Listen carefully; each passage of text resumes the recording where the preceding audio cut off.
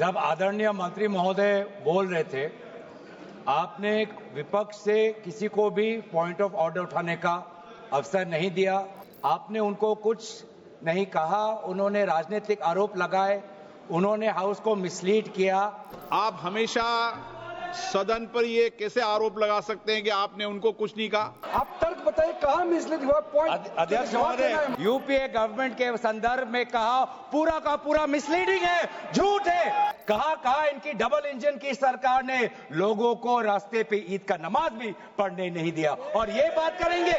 ये बिल आज इस संविधान के इस जो मूल जो ढांचा है उस पर आक्रमण है। अध्यक्ष महोदय, पहले तो मैं आपका संरक्षण चाहता हूं। जब आदरणीय मंत्री महोदय बोल रहे थे, आपने विपक्ष से किसी को भी पॉइंट ऑफ ऑर्डर उठाने का अवसर नहीं दिया। मंत्री महोदय बिना किसी पॉइंट ऑफ ऑर्डर के बिना उन्होंने अपनी बात रखी। वही संरक्षण आप मुझे दे, मैं आपसे वही अपेक्षा करता हूं। मंत्री महोदय ने अपनी पूरी बात रखी, आपने उनको कुछ नहीं कहा, उन्होंने राजनीतिक आरोप लगाए, उन्होंने हाउस को मिसलीड किया, आपने सुना। वही संरक्षण। एक बात है गौरव जी, आप हमेशा सदन पर ये कैसे आरोप लगा सकते हैं कि आपने उनको कुछ नहीं कहा? मैंने फिर कहा आपको, इस सदन में प्लीज बैठिए। इस सदन में संसदीय व्यवस्था के अनुसार सबको समय आवंटित होता है। आवंटित दल का माननीय सदस्य अपनी बात रख सकता है।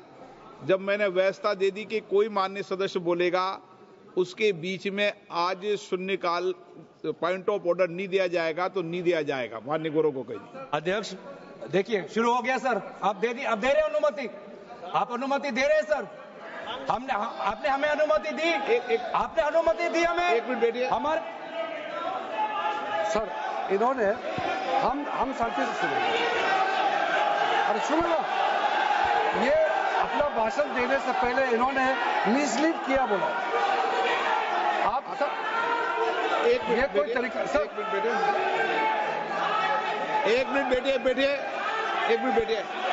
माननीय मंत्री जी, मैंने एक मिनट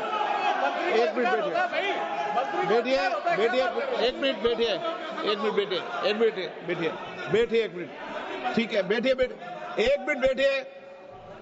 मैंने माननीय मंत्री जी को आपके भाषण के टोकने के लिए अलाउ नहीं किया है। वह आपने तो भाषण शुरू नहीं किया था। नहीं शुरू करने वाले थे। वह दूसरे विषय पर अपनी बात करना चाहते।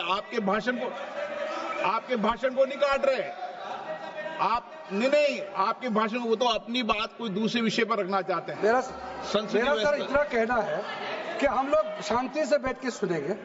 चर्चा का पूरा टाइम तय हो चुके हैं, हम लोग नोट करेंगे, सबका बात सुनेंगे। मेरा सिर्फ इतना अनुरोध है कि जैसे कि माननीय सदस्य कहेंगे कि मैंने मिसलीड किया, तो कौन सा पॉइंट मिसलीड किया वो बता दे। ऐसे आप आरोप ना लगाए, मेरा यही कहना है। आप तर्क बताइए, कहां मिसलीड हुआ? पॉइंट। अध्यक्ष महोदय, जो इन्होंने 2013 यूपीए गवर्नमेंट के संदर्भ में कहा पूरा का पूरा मिसलीडिंग है, झूठ है, और हम डिमांड करते हैं कि वो ऑथेंटिकेट करें। इसीलिए बार बार इन्होंने आरोप लगाए, बार बार इन्होंने भ्रम फैलाया। इसीलिए हम भी अपनी बात रखेंगे। कृपया आप भी सुनने का धैर्य रखिए। अध्यक्ष महोदय, मेरा भी सौभाग्य है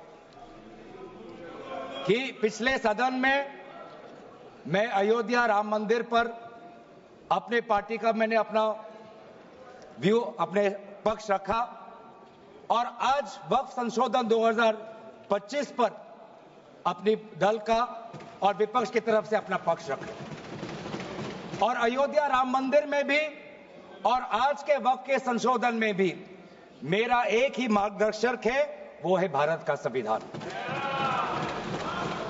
भारत का संविधान जो कहता है कि हमारा भारत में हर व्यक्ति को सामाजिक, आर्थिक और राजनीतिक न्याय, विचार, अभिव्यक्ति, विश्वास, धर्म और उपासना की स्वतंत्रता और साथ साथ में यह कहता है कि व्यक्ति की गरिमा और राष्ट्र की अखंडता सुनिश्चित करने वाली बंधुता। ये बिल आज इस संविधान के इस जो मूल जो ढांचा है उस पर आक्रमण है, और इनकी जो पूरा जो भाषण था वो हमारे संविधान के इस मौलिक अधिकार पर, हमारे संघीय ढांचे पर एक आक्रमण था। आज इस सरकार का इस बिल के द्वारा 4 इनके मूल उद्देश्य। पहला मूल उद्देश्य है कि संविधान को कमजोर करना, टू डाइल्यूट द कॉन्स्टिट्यूशन। इनका दूसरा उद्देश्य है भ्रम फैलाना, to defame the minority communities of India. इनका तीसरा उद्देश्य है to divide the Indian society. हमेशा एक हमारे बीच में एक लिटिगेशन चलता रहे, मसला और बढ़ता जाए, ये उनका उद्देश्य है। और चौथा इनका उद्देश्य डाइल्यूट, डिफेम, डिवाइड, और चौथा इनका उद्देश्य है to disenfranchise the minority communities. आज माइनॉरिटी कम्युनिटीज के प्रति अपनी संवेदना जता रहे हैं। सर, कुछ हफ्ते पहले देश में विभिन्न जगहों में लोगों ने ईद की शुभकामनाएं एक दूसरे को दी, और क्या आपको पता है कहां इनकी डबल इंजन की सरकार ने लोगों को रास्ते पे ईद का नमाज भी पढ़ने नहीं दिया। और ये बात करेंगे आप अल्पसंख्यकों के प्रति अपनी संवेदना जताते हैं। मैं पूछना चाहता हूं कि आपके लोकसभा में कितने एमपीज अल्पसंख्यक हैं? पहले उसका विवरण दीजिए और फिर हमें बताइए कि आपके दिल में कितना संवेदना है। सर, मेरा तो मैंने जिस दिन भी ये बिल इंट्रोड्यूस हुआ उस दिन भी आदरणीय मंत्री को मैंने सुना, और आज भी मैंने उनको सुना। जिस दिन उन्होंने इंट्रोड्यूस किया उस दिन भी अगर आप उनका स्टेटमेंट पढ़े तो उन्होंने कहा कि इसको बिल लाने से पहले बहुत विस्तार रूप से इस बिल की लाने के लिए चर्चा हुई थी। सर, पूरा का पूरा मिसलीडिंग। 2023 में सर सरकार 24 में आई, ये खुद 24 के बीच में इन्होंने अपना बिल लाया। 23 सन के वर्ष में 4 बार माइनॉरिटी अफेयर्स कमेटी की बैठक हुई। मुंबई में हुई 13 जुलाई, दिल्ली में हुई 21 जुलाई को, लखनऊ में हुआ 24 जुलाई को, दिल्ली में 2 बार हुआ 20 सितंबर और 7 नवंबर को। मैं आदरणीय सरकार से दरखास्त करूंगा कि इन 5 सरकारी जो मीटिंग हुई मिनिस्ट्री ऑफ माइनॉरिटी अफेयर्स का, उनका मिनट्स टेबल पे रखे। एक भी मीटिंग में नया वक्फ अमेंडमेंट बिल चाहिए उसका जिक्र भी नहीं हुआ था। जिक्र भी नहीं हुआ। इनके मिनट्स हमारे पास, हमने देखे। जितने भी बार ministry of minority affairs meeting हुई, सब में वापसी पोर्टल को लेकर और विचार विमर्श हुआ था, लेकिन एक भी मीटिंग के माइन्यूट्स में एक भी स्टेटमेंट नहीं है कि हमें एक नया वक्फ अमेंडमेंट बिल चाहिए। तो मैं तो यही पूछना चाहता हूं कि अगर नवंबर 2023 तक मिनिस्ट्री ऑफ माइनॉरिटी अफेयर्स ने यह वाजे भी नहीं समझा कि नया एक बिल लाने की जरूरत है, मैं तो बस इतना ही पूछना चाहूंगा कि यह bill ministry of minority affairs ने बनाया या किसी और दूसरे विभाग ने बनाया? कहां से आया यह बिल? कहां से आया? सर,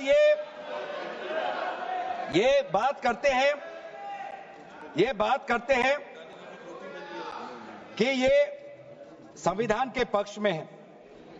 किस प्रकार से ये संविधान के विरोध में है, सर, मैं बताना चाहूंगा। आर्टिकल, इसका जो क्लॉज 3RA है और 3R1 है। इसका 3RA क्या है सर? 3RA ये कहता है any person showing or demonstrating that he is practicing Islam. देखिए सर, आज देश में अल्पसंख्यकों की ऐसी दशा हो गई कि आज सरकार को अपना धर्म का सर्टिफिकेट देना पड़ेगा। कितनी दुख की बात है कि भारत क्या बात कर रहे हो, हिंदू थोड़ी है। भारत एक सनातन धर्म का एक देश, 7000 पुराना, उससे भी पुराना ये देश, जिसमें हर धर्म और हर संस्कृति, हर परंपरा को हम सम्मान करते हैं। आज सरकार को ये हमें सर्टिफिकेट देना पड़ेगा कि हम किस धर्म को हम विश्वास रखते हैं। क्या ये दूसरे धर्मों से इस प्रकार का सर्टिफिकेट मांगेंगे कि आपका 5 साल हुआ या नहीं हुआ? ये सिर्फ इसी बिल में क्यों? ये संविधान के विरोध में नहीं है, ये आर्टिकल 26 के विरोध में नहीं है। सरकार क्यों धर्म के इस मामले में दखलंदाजी कर रही है कि आप इस धर्म का आप विश्वास करते हो कि नहीं हो, उसका पहले मुझे सर्टिफिकेट दो। ये किस प्रकार का न्याय बना रहे हैं?